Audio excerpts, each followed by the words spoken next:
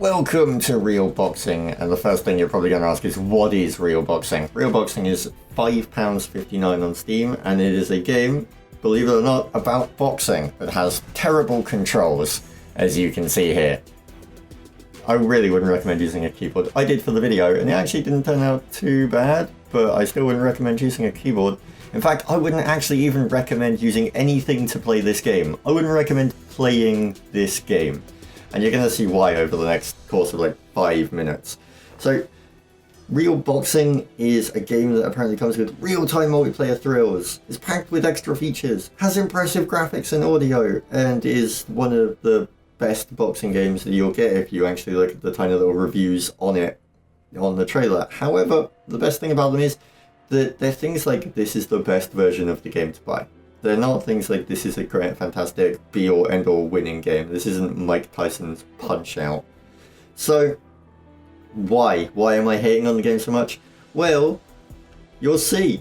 So, we have career, multiplayer, and gym in this game. If you go to gym, you can see your perks, and you can create a profile, create a boxer, you can edit his gloves, his trunks, you can give him all kind of wonderful extra bonuses, and you can go to the gym and you can work on his stam, speed, and strength. And welcome to what I can only define as hell from a personal boxer's point of view. So, the way that you upgrade his stats are through mini-games, like this one. Press O in time with the buttons. And for every, time that they want to mix it up, they add in an I as well. So, O-I, I-O, O-O. This goes on for the next 18 seconds, and he never loses pace. I don't mess up once, so I'm not sure if he would have staggered or anything, because it's such a mind-numbingly easy game that I could have put a drinking bird on it and it would have been fine. But the problem isn't with what the game has in it. It really feels like it's a problem of what's missing from the game, such as a decent physics engine, or sound that isn't completely boring, or any kind of understanding of how the human body or boxing actually works. As you can see, throwing some of those punches, I'm going to dislocate my elbow. That wonderful right hook. The audio is so repetitive that it just gets mind-numbing after a point. Before our first fight, the announcer came out and said something along the lines of, this is a great match, we're excited to see these two guys go at it or something. And it's like, okay, but he's using words in the sentence that you'd only use if you've already seen these guys fight, and this is my debut fight. So there's a flaw there, but hey, audio, I'll let them off. You know, I've played WWE games, the audio in them can be quite bad at times. My main problem was the physics and the hitboxes, and the fact that you can play this game with one button.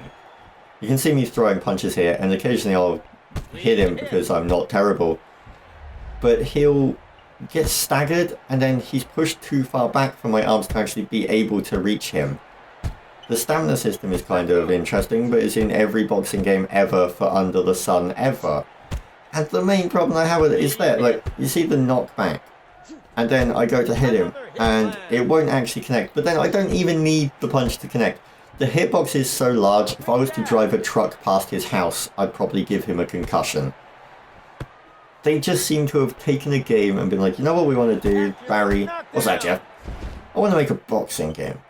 But we know nothing about boxing. Yeah, but no one knows that. Good idea. And I'm being mean. I'm being mean to Vivid Games, and I'm being mean to Real Boxing. And I'm being mean because I feel it deserves it.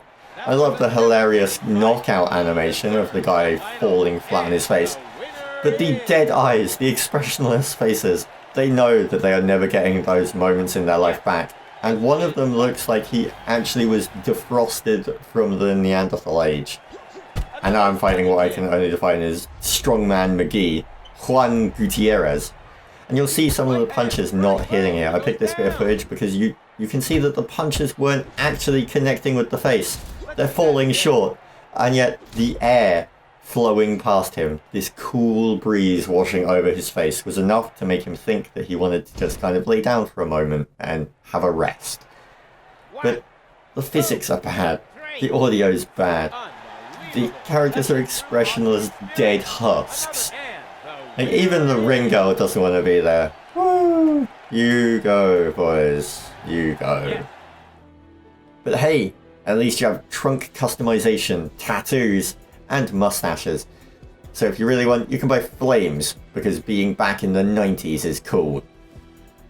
But the game was lacking in every aspect. It's just poor. To the extent that, as I'm now demonstrating in the practice fight, you can press one button and still actually achieve something. That's horrifying. Also, I really dislike the way that I'm dislocating my elbow. But hey, that's just me. So, this was real boxing, and I wish it hadn't have been. But if you have any questions, queries, or comments, please feel free to leave them down below. And for myself and everyone else at LT3, we'll catch you for the next video. Peace.